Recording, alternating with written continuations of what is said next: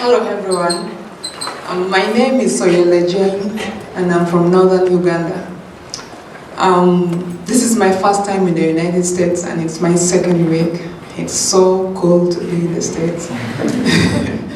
It was a dream that has come true. Back in Uganda, I'm a student at Feburary University, Kampala.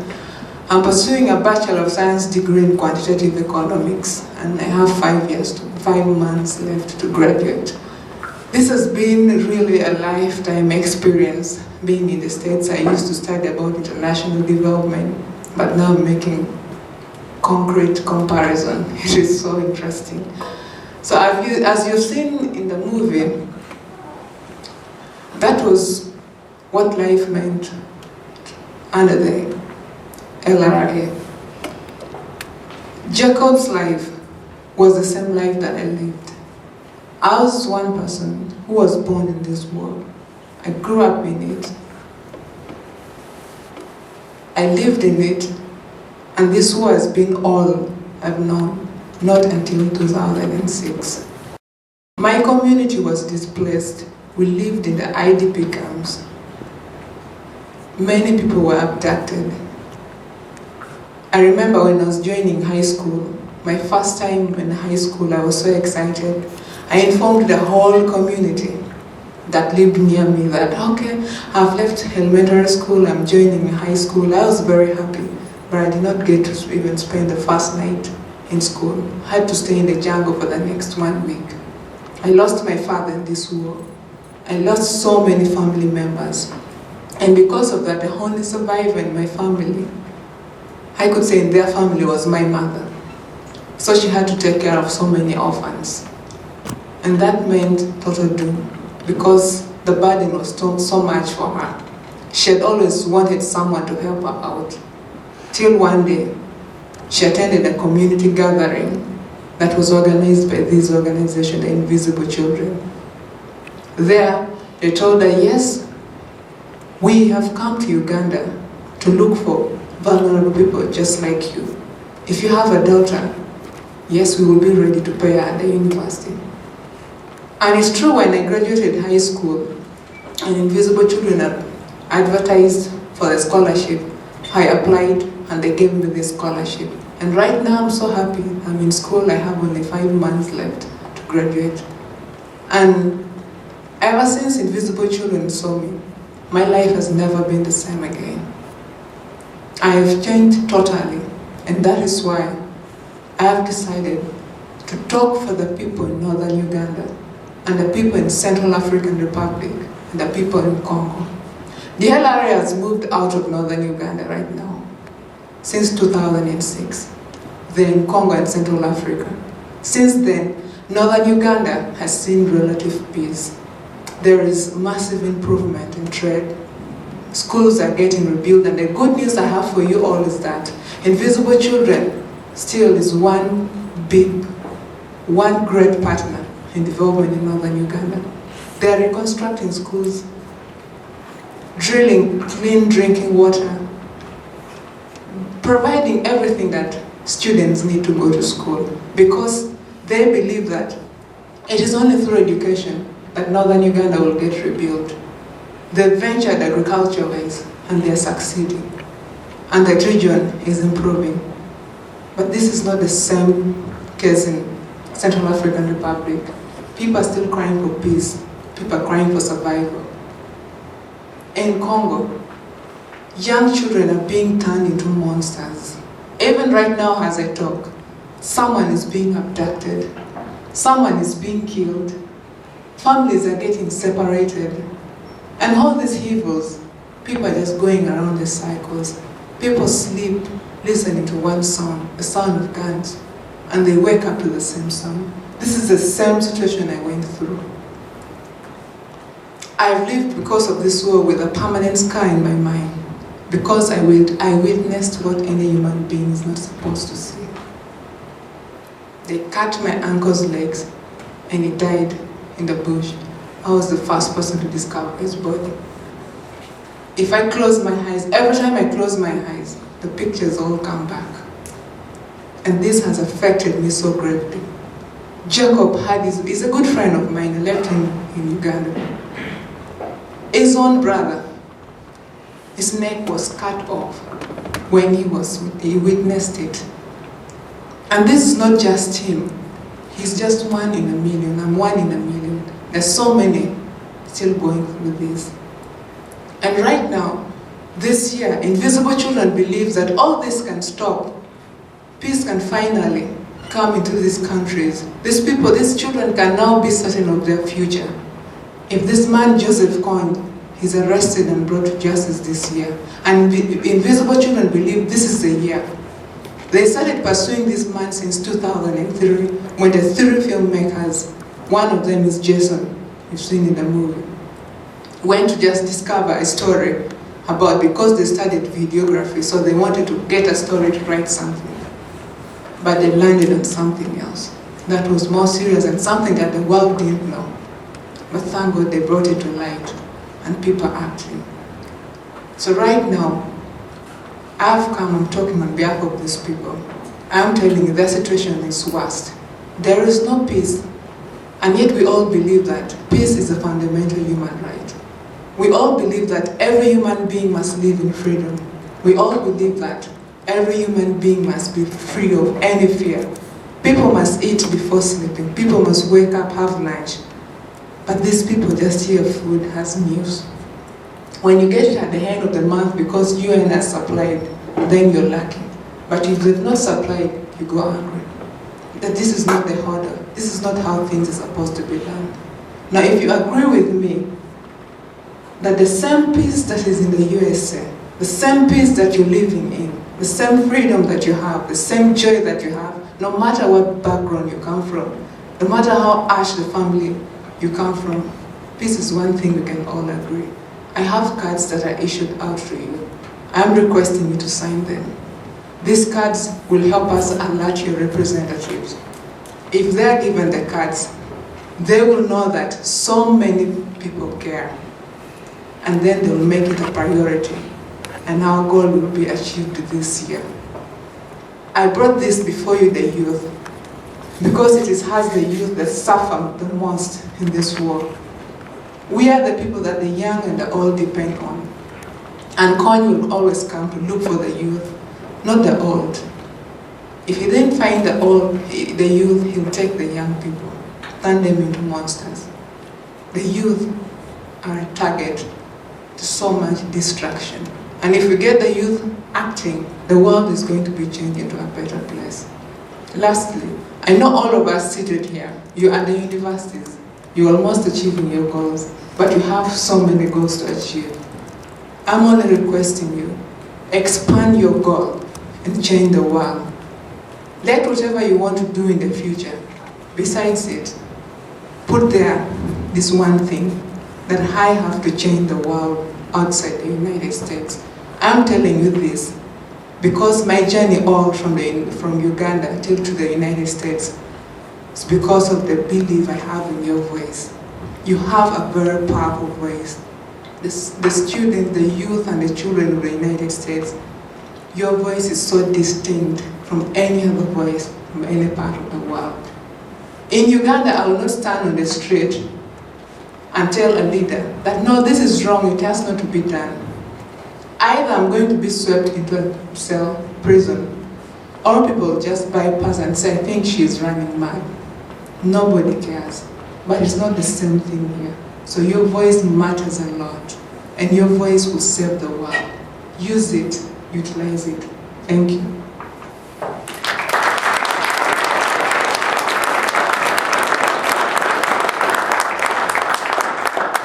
I know that this story is really intense and it takes a lot of courage to get up here and say it. I know I couldn't do it, so can we just give her one more round of applause?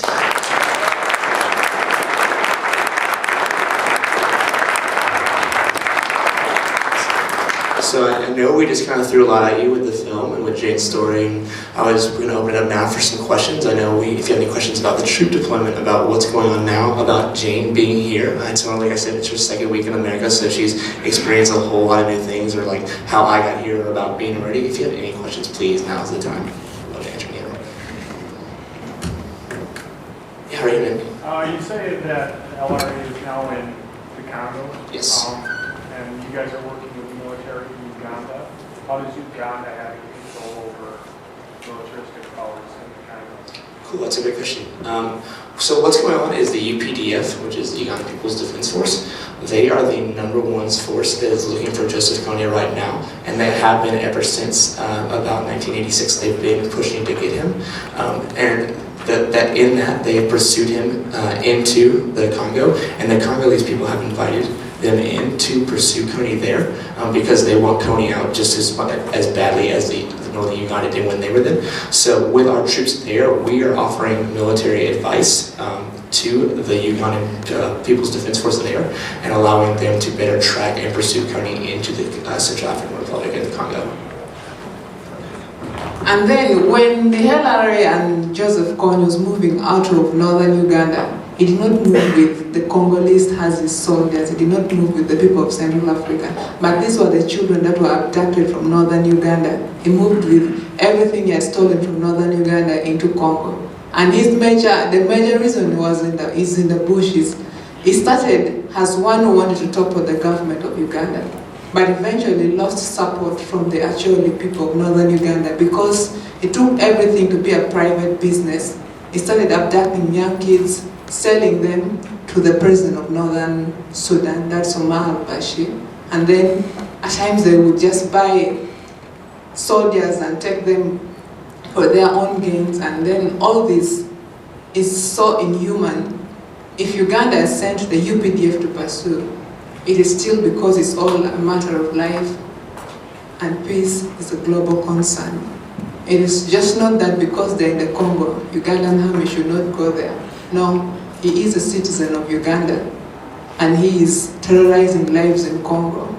And it is the UPDF are the #1 forces that are pursuing him, and they are supposed to get him. And then the other thing is, Congo does not have that enough power to pursue. Right now, Congo has over 52 rebel groups in it. But then of all those, KONY stands out to be very distinct and unique because his sense of actions, he gets young kids as young as 5 years, 6, 7, and recruits them into his army, turns them into monsters. He rapes young girls. His wives, right now, if I can confirm to you, there is none that is above the age of 28. Most of them 24, 22, 16, 15, even 12. And that is so inhuman. And that is why I am here, asking you to help us and we stop it this year. Yeah, hear me? Yeah. So if this guy has his own army, like, and the UBF is chasing him through the bush, what makes, like, I'm curious as to, like, what makes everybody think that the guy's just gonna give himself up? I mean, he's gonna end bloody. Right. Yeah. And he's honestly shown a past of like deceit and that sort of thing. We don't think that he's going to give himself up at all.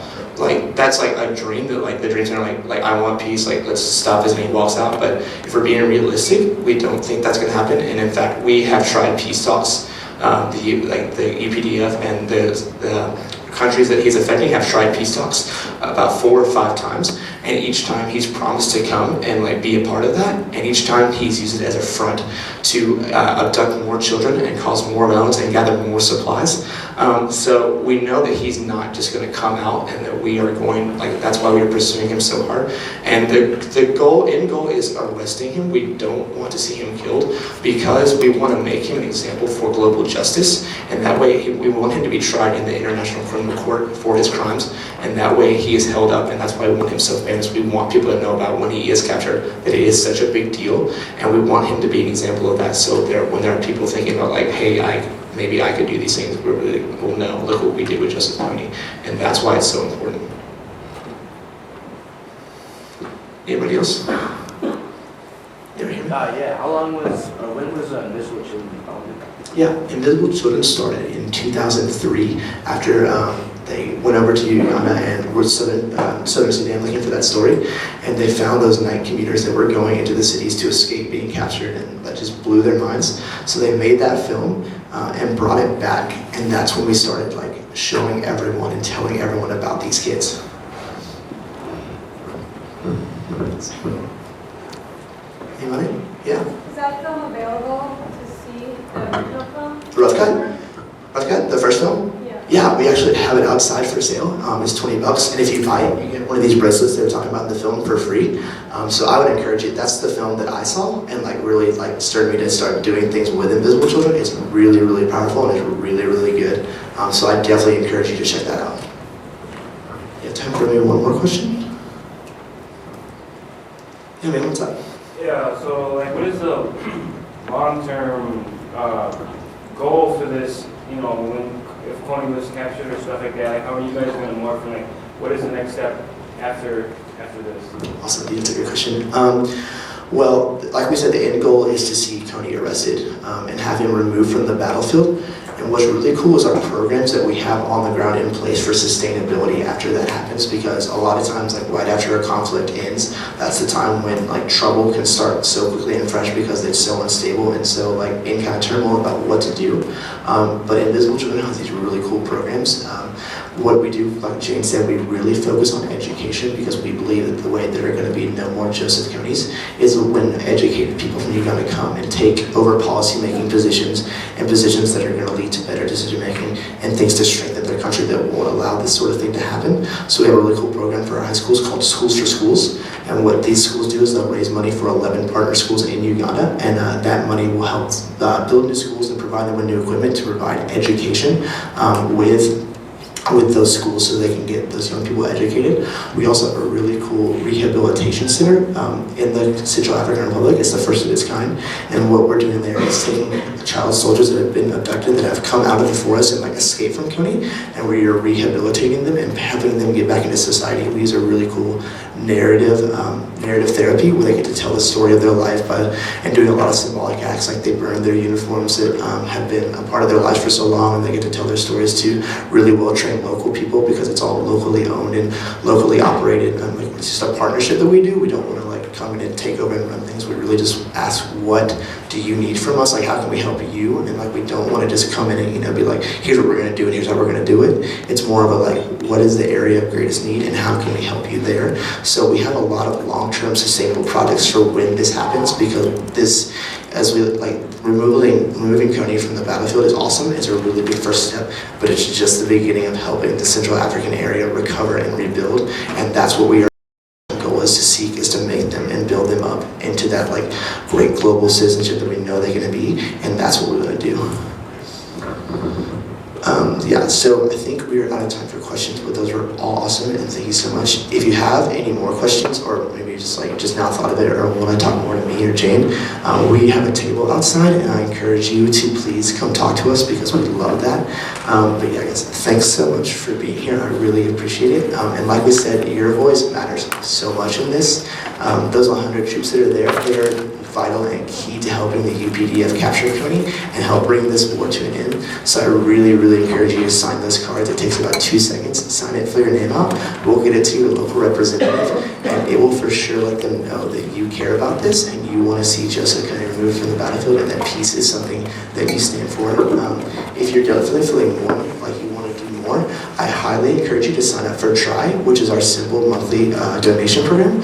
I actually am a TRY member, and like I'm a college student, and I donate about $25 a month. It's like I don't get a coffee like once a week for the month, and like it's really cool. I've been able to see like the tangible results of that money going to these programs like our Schools for Schools and our radio towers and our rehabilitation centers that we have. So it's really cool to see the money that I spend with this program like tangibly changing lives in Africa, and it's really cool.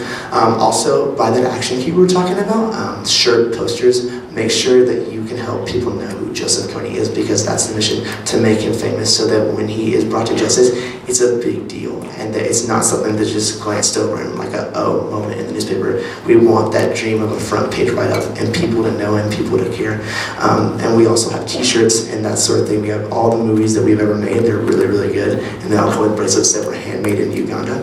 And they're really, really cool as well. And we also have our cool program called MEND, which makes handmade bags. And they're made by former Czech women that were abducted by KONY. And they all have the story of the women who made it, as well as their thumbprint on the bags. So it's like you're really kind of walking hand in hand with them, and it's really, really cool. But you don't need to spend money to be a part of this. Like I said, the most important thing is definitely your voice. So sign your card, come grab some stickers and some posters and get this word out. And together we will bring this to the end because we believe wholeheartedly in this and we definitely believe wholeheartedly in you guys. So thanks so much for being here and I really appreciate you guys coming out.